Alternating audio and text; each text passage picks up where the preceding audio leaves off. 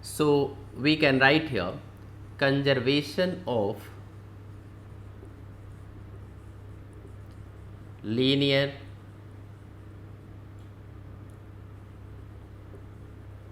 momentum.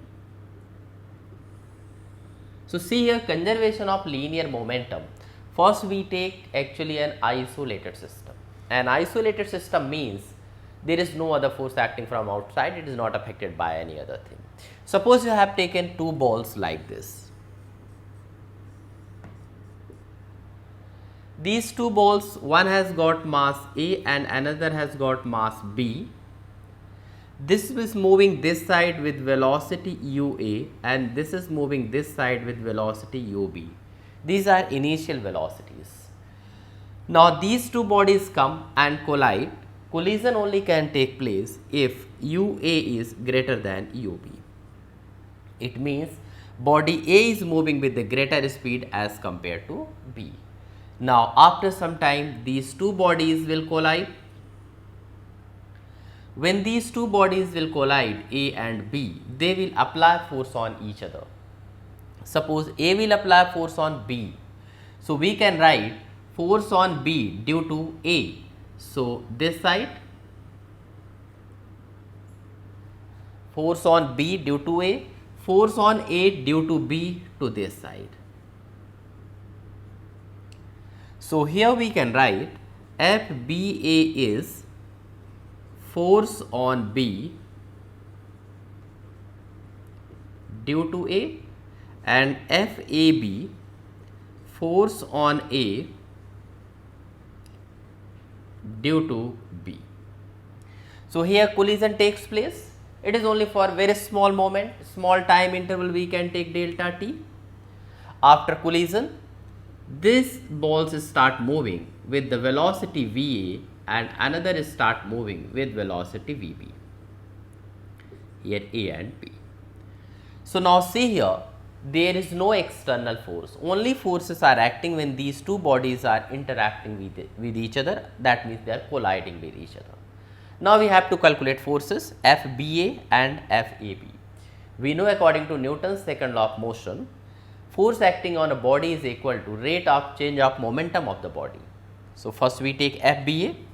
So we can write FBA is equal to, that is rate of change of momentum of the body B.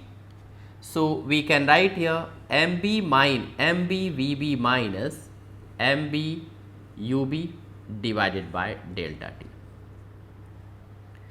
So MVBB minus MVUB, this is the change in momentum of the body B, and divided by time, that becomes rate of change of momentum. According to second law of motion, this rate of change of momentum is equal to force.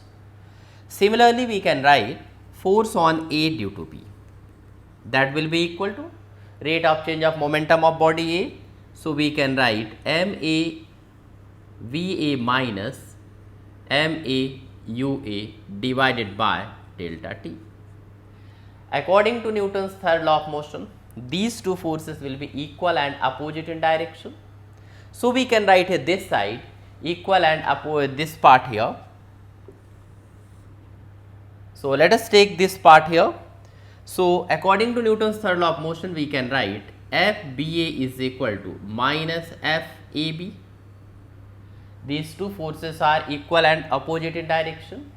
So we can write here MVBB minus MABUB divided by delta t is equal to minus MAVA minus MAUA divided by delta t. These two you can cancel. Now you can write in this one here MVBB minus MBUB is equal to minus MAVA plus MAUA. Here we can take this side here, minus 1 is to this side and then this plus 1 is to that side. So when we take here this side, here we take this side, so plus MAVA is equal to MAUA plus MBUB.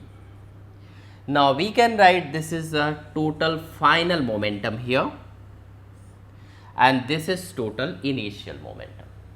So we can write here total final momentum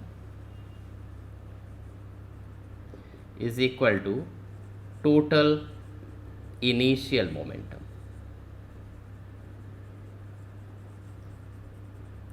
So we can write here a statement about this. In an isolated system, total momentum before collision is equal to total momentum after collision. So total momentum before collision is equal to total momentum after collision. So now we can make a statement here. In an isolated system, total momentum of the body remains conserved if there is no external force acting on the body. This is now we have to apply this principle for in many cases. Now let us do examples related to principle of conservation of linear momentum.